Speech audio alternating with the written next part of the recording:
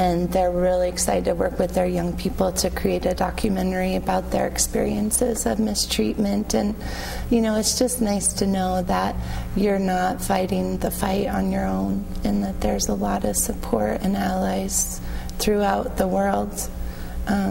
So I think if enough of us stay strong and continue onward, good things will happen. I have to ask you a question, because this has been asked of me. How would, let's say our community was interested in maybe doing something similar to what you've done here on Inside Out, what is it you do? Do you come to our community and help us to develop documentaries, or? Yeah, that's a great question. Our curriculum is research-based curriculum, and so that's why we have the students, they're trained as trainers, so they're in the high schools training the freshmen within their school. And we're really excited to see about the possibilities of expanding Respect Club outside of the Missoula community. And it would just really until finding a couple people within the school or community who are dedicated to learning more about NCBI and our curriculum, and bringing it to their students.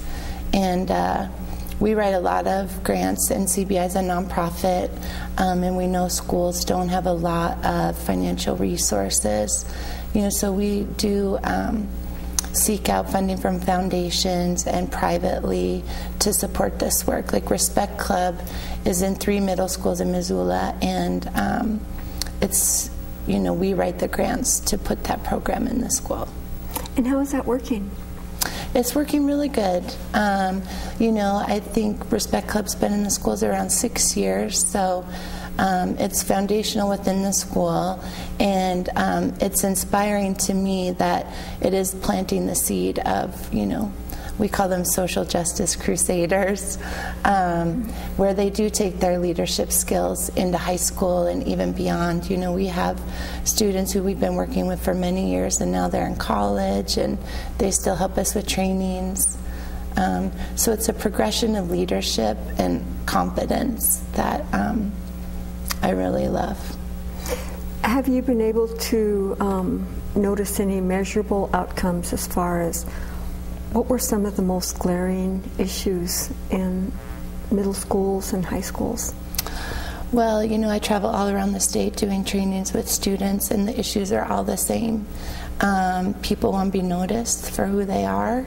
They don't want to be judged or stereotyped.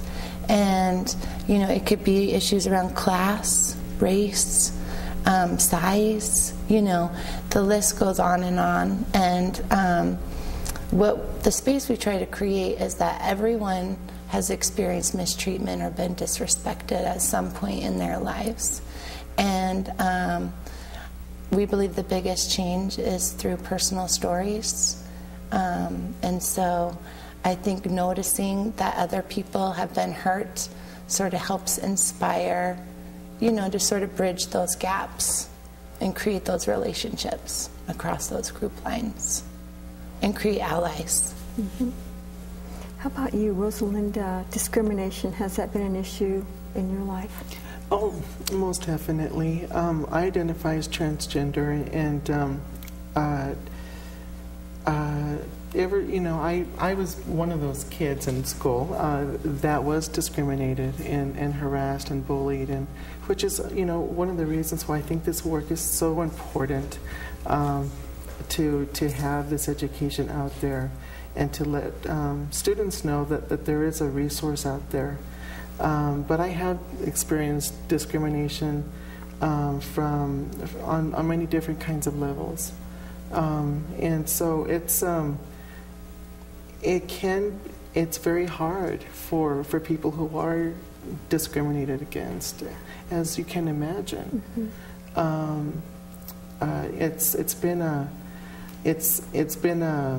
Their discrimination can create scars that could take years and years to heal, and so with that healing process is what's really important, which is why I think PFLAG and other organizations are so important, so people can have a place that they could refer to or go to, and to educate themselves, or to know that they're not alone, that they're not the only person that's experiencing this.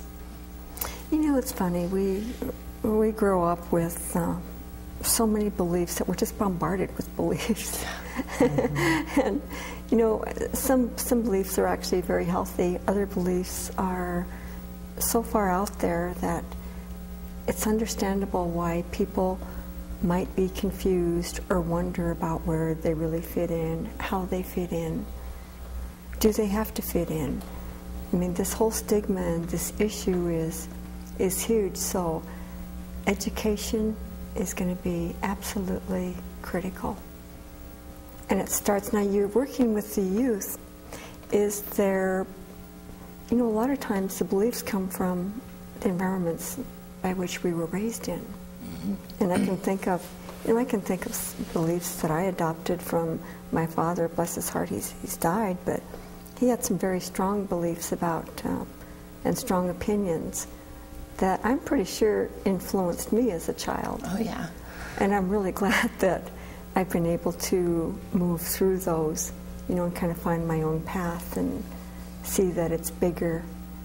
The world is bigger and greater than maybe the world of those strong, rigid beliefs. Yeah, we talk about that quite a bit. Even our work with, you know, adults, is that we are bombarded by records and messages and misinformation, and it's our job to learn as much as we can so we can start filtering out those negative stereotypes or messages. You know, even if we believe them to not be true, they're still in our brains, you know, and so it's just learning how to filter. And, you know, I was raised in Montana. I was born in Wolf Point, Montana, on the Fort Peck Reservation, and I spent my summers there as a child, and I was bombarded by misinformation about the indigenous people of that area.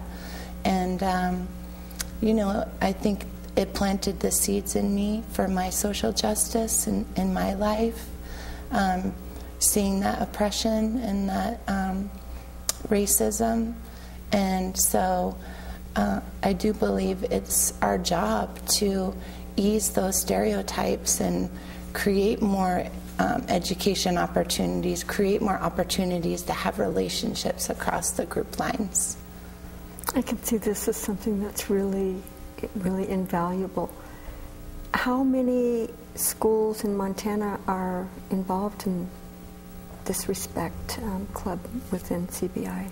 Well, in Missoula, we have Respect Club in all 3 middle schools, and then in 2 of the high schools, we have our Violence Prevention Initiative, which we train peer leaders and staff to lead violence prevention, prejudice reduction workshops. But I've traveled all around the state training educators and students. We've been to Havre, Glasgow, Lame Deer, Billings. We go everywhere.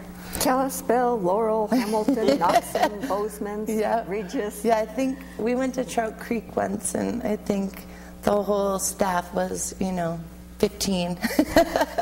And they wore all the hats, you know. The administrator was the noon duty. So. Now, earlier in the program, you had stated that in the schools you actually have seen a reduction since this Respect Club has been. Yeah, the reduction, the high school work, we don't call Respect Club. It's the Violence Prevention Initiative, and at Big Sky we're starting our 3rd year, and at Hellgate we're starting our 2nd year, and you know, some people are really data focused. Not myself, but luckily there's people out there who are, and we have found that there's been a 50% reduction in violence within the schools. And, you know, we factor our work in NCBI as one of the pieces to that puzzle that is, you know, eliminating some of that violence. And it's just changing the culture within the schools, and it's getting everyone